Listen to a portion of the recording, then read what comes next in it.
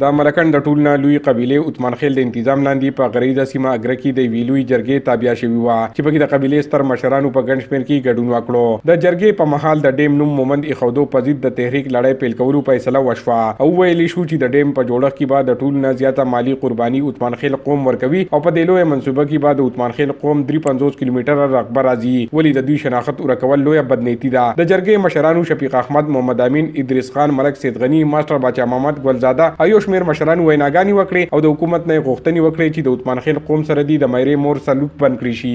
ویناوالو د تحصیل عثمان خیل جوړولو نوټیفیکیشن جاری کولو، په ملکند لیویز کې پخوانی کوټه بال کولو، د پنجکوړه سیند نه اګرې سیمې ته د اوبو فراهمي او په سیمه کې د نېشنل بانک برانچ پرانیستي غوښتنې وکړې. د مومند قوم هم زمونږ وروڼه دي، خو د هغوی د نوم سره دی چونکې زمونږ 57 کیلومتر فاصله په دې کې راځي، نو د مومند نوم چې کوم دی نو د مومند عثمان خیل ډیم نوم کې ښودلی شي.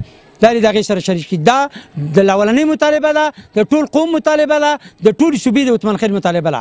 پته نه لګي زموږ د اواز کمزوره دی که څه وجه ده، نو موږ د میډیا په وساطت اعلی چارواکو ته دا وایو چې د دې ډیم نوم دی مومند عثمان خیل کې ښودی شي او که دغسې ونه شوه نو بیا به د نن ورځې نه موږ په احتجاج مجبور شو. عثمان خیل قوم په حکومت زور راوړو چې حکومت دی نور دا قام د پسمانده ساتلو نه ډډه وکړي. ګنې د احتجاج لړۍ به پیل کړو. عمران زریاب، خیبر نیوز، آگرا، مالکند.